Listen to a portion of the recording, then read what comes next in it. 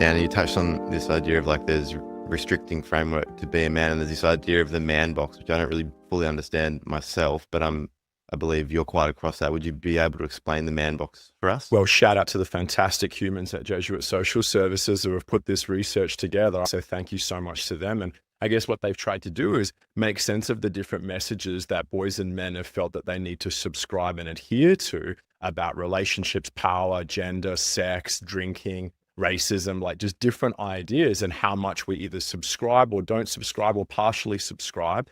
The research shows that the men and boys who feel most tightly constrained to these visions of this vision of masculinity, where it prizes power, control, dominance, that isn't able to kind of integrate, I guess, healthier ideas of what it is to be human. Like these guys aren't actually faring too well. Like, and that's the tragic reality is like they're 8 times more likely to struggle with suicidal ideation. They're more likely to self-harm. They're 3 times more likely to not enjoy life at all. Like they're not thriving. So I'm not judging these men who feel like really bound up in this tight vision and like, I got to be this tough guy and, do that. Like, I'm kind of going, man, we got to find a way to get them care, connection, community, and some permission and space to go, hey, like maybe there might be something that's more comfortable or suitable or healthy for you that gets you to show up more fully. And the worry is not only are these guys at risk of hurting themselves, they're really at risk of hurting others. They're 35 times more likely to sexually harass a woman, to be physically violent towards men. They're 8 times more likely to sexually assault. So it is caught up with some ideas around power and dominance and control. And I just want to kind of, gently suggest like maybe there's some other healthy things that we can integrate with this vision. And it's not a judgment of them. It's just kind of politely and gently invite the question, like, how's that working out for us, for you, for all of us? And maybe we could reimagine something in this space. Wow, those stats. Huge. Yeah, wow, ridiculous. Oh my gosh. And you sort of touched on the end, like some healthy masculinities. Gina, what do you think sort of healthy masculinity looks like? I think we can get really caught up in being very singular about it, right? We can be like, okay, so restrictive masculinity, or these like gender stereotypes that say you got to be strong and you got to be, happy, banter, angry, or an island, and you've got to be physical, and all these kind of man box attributes that are quite restrictive. They are very prescriptive. That's kind of the problem, because like a person, how many billion people, how many men do we know, how many boys do we know, how many people do we know, all different backgrounds, all different experiences, all different feelings, very like, a rainbow diverse of people with all of these different qualities, and then they're meant to fit into this box. And that's why it's harmful. That's why it's a problem. So then if you just go, here's a new box that's healthy, there's also prescriptive. I'm like, cool, we're just kind of using the same framework we have a problem with before. So I think when I think about healthy masculinities, and I'm really specific about using masculinities, because like your masculinity is very different to my dad's masculinity, which is very different to your masculinity and my best friend's masculinity, right? It's about being like, this is a humanness of masculinity. Healthy masculinities looks like a type of masculinities, whatever that looks like for you, that causes you less harm and other people less harm, and allows you to be your whole human self and not feel restricted by your gender. And that's going to look different for all different types of people. But that feels like such a beautiful place for us to get to. The people can just be their whole self and not like a role self. Which benefits everyone. Like it benefits men, it benefits women. Yeah, that's a really great way to look at it. And Brodie, I imagine like in the AFL world, there might be some pressure to fit into the man box. So what's sort of your experience or observation in that space? And actually, has it changed from like when you started your career to now? Yeah, well, I just wanted to go back to what Gina said around healthy masculinity and some of the ingredients that, before coming on this podcast, I posted a story and saying I'm going to be exploring some of these concepts, and I had over, 300 different replies from the community around what they thought, healthy masculinity was, and some of the key sort of themes coming through that I definitely sort of subscribe to was ingredients of empathy, respect, and and Dan spoke about not necessarily being a healthy man, but a healthy human. And I think, trying to decouple that concept of it's a gendered construct to just a human construct of trying to just be a good person as you can be. It doesn't mean you're not going to make mistakes, but just like owning them, as we all have, owning them and just looking for continual improvement. So I just wanted to caveat that. And Yeah. another one that came through was around sort of emotional regulation and self-awareness. And that's something that actually, it's been quite profound, the work that we're doing in the AFL now, or particularly say with the Swans, is around sort of discovering who we are as people first and foremost, because our athletic performance is always going to be secondary to who we are as people. So even at the professional level, we do that work. Like, we see that as really meaningful work. It hasn't always sort of been that way. When I first started playing football, even as a junior, you are conscious of those archetypical constructs around masculinity, the stoicism, leadership through physical toughness, the difference between being assertive and dominating. But the longer I've sort of been in the system, or just the longer I've sort of grown as a person, I've seen a real beauty in a shift, or a balanced view, and having stereotypically more feminine traits of emotional intelligence, empathy, listening, deep listening, and what that does for a space and a community, and how the best leaders couple those different spheres, where it's like, I have deep connection and deep empathy, deep listening. And then when it's time to step in to, my masculine, when I'm playing, I'm assertive, I'm strong. So there's a spectrum in which I think the modern player, well, I speak probably not for everyone, but for myself, there's a fluidity in that. And the longer I've played, and I suppose the more experiences I've had as a person, I've found that there's great power in that. Can I pick up on that with Broads? Is like, because with this, I think sometimes I want to be careful what I am saying and what I'm not saying, because sometimes people listening can hear this, and I'm just thinking about all the young lads who have said, sir, but what about this or what about that? And what comes up is like, are you saying that like we shouldn't be strong or we shouldn't be tough? And I'm like, absolutely not. Like, every single human possesses strength and has had to show toughness, grit, resolve in life, period. Like, no matter who you are.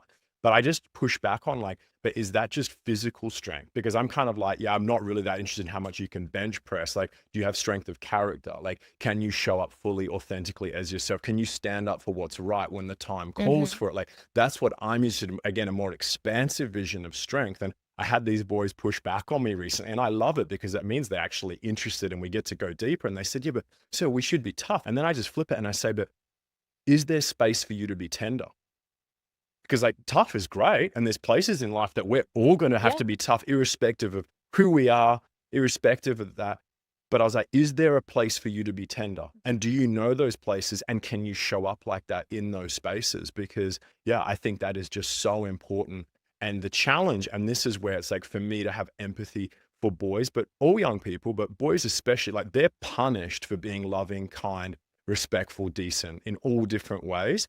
And we have to do something culturally to normalize that is expected of them, that this is just how we all get to show up in life. And when I run a workshop with boys and we unpack what makes a good man and a good human, the word love or loving like never comes up, maybe 1 in 100. Now, is that because they don't believe that that's who they can be or should be or already are?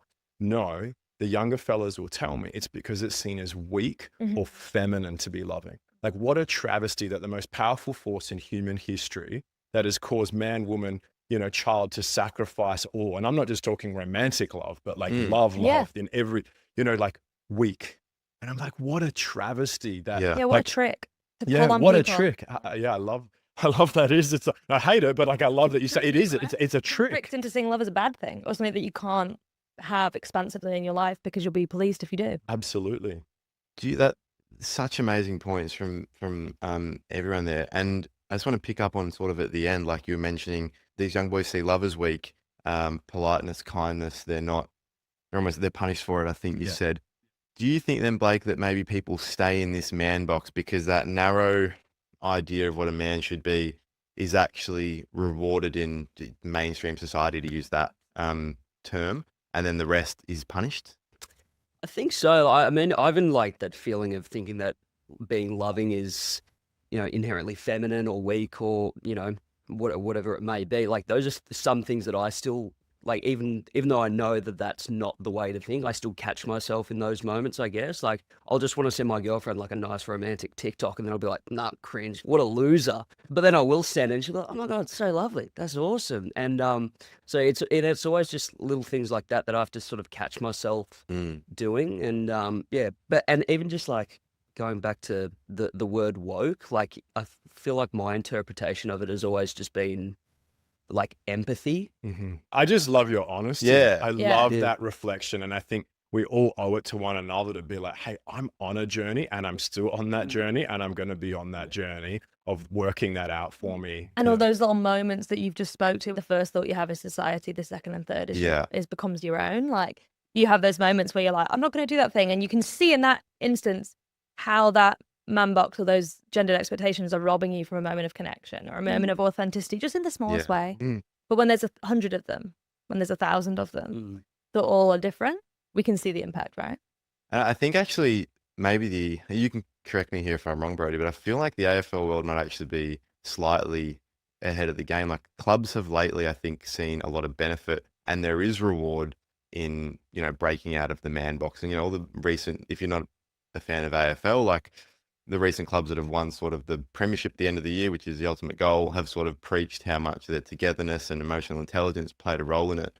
And I feel like maybe, would it be fair to say that sort of the rest of society, not the whole rest, but some of it, like whether it's corporate Australia or, in high school, people aren't seeing those benefits or aren't doing those things because they don't see the benefits the way the AFL world has? Yeah, I would say, just echoing what Dan and Gina said around that expansive view, I thought it was a beautiful way of contextualizing what we're talking about today. And I think what's happened is the AFL or sporting teams has seen this as a competitive advantage, which is unbelievable. Yeah. And corporate Australia, whatever it is, whatever team, whatever high performing setting you're in, having deeper connections and a deeper understanding of self and others, it unlocks innovation. It unlocks, psychological safety to explore and challenge in a safe way. And I just think,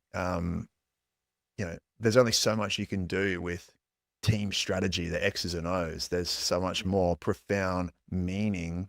Say if you don't win the premiership, typically it's considered a failure. The season's a failure. But if you can nourish and take these moments along the way to explore and have these deeper connections with people that you love and you spend so much time with, then like you're winning like every day. You can still win, irrespective of what the scoreboard looks like or whether you get to hold up a shiny cup at the end of the season. Obviously, for all the AFL fans out there, we're trying to do that. but Competitive advantage, let's go. but there's other ways you can win. In life, like that's Can I ask a what it's question? about. Does it change the wins and losses if you have that cohesion in a different way with your team as well? Like if you're doing all this work together and you've got that community and you've got that connection, you're seeing that it's making a difference to you and your teammates and stuff, or the team more broadly. Does it change how the wins and losses sit? Like, can you be more honest about how that loss feels? Do you know what I mean? Internally, does it change things a bit? Yeah, it's like anything, you're going through something together. There's inherently deeper connection and camaraderie with that. So, I think it's a good thing. Love that. I feel like we could keep talking about this particular section of the podcast for ages. I'm from Britain. I need to know more about footy. Funny to look at the camera like, oh yes, we're trying to win the premiership, but you will get flogged in the media for a bad game if this comes out the week of a bad game, and it's like, so get back in your box because the mainstream media doesn't want you. That always happens. Yeah. It is a challenge. Like inherently, mate, if I don't play well or get 100 Supercoach points, Grundy, stick to your day job. I think quite brave for everyone to come and speak about this stuff, but can see how some footy players just do stick to that. And I suppose for me, I'm not on this couch as an authority or someone that has deep experience or expertise in this space. I'm sitting here today as someone that is curious and open-minded and just wanting to be here and be a part of these conversations and educate myself so that, you know, I can put my hand up and say, hey, I'm not always going to get these conversations right, but I'm open to learning. I'm open to listening and being a part of that journey. And then we have in this very moment, like you doing that and knowing that there could be that policing or that get back in your box or the comments afterwards from him doing this, but still doing it anyway because it's Well, that's courage. living in your authenticity, right? Yeah. So it's like a absolutely. case study of the very thing we're talking about while we sit here. Yeah. 100%. Courage is put your head over the ball, but not only, it's showing up like this and then showing up, you know, at home and behind the scenes when nobody's looking. Exactly. Well, I was gonna ask you about that. When the young kids have asked you about or emphasize toughness, is their idea of it physical toughness? Because then you mentioned like you do have to be tough in some parts of your life, but for the most part, you got to be tough emotionally and mentally in life. Very few circumstances call for you to be physically tough. It's so true. And I think that comes through a lot in how guys in heterosexual relationships, it's like, you know, I got to be the protector. And I say, yeah, sure. But like, that's very unlikely that you're going to need to protect your partner from some external threat. Here in Australia, like we're pretty privileged like that.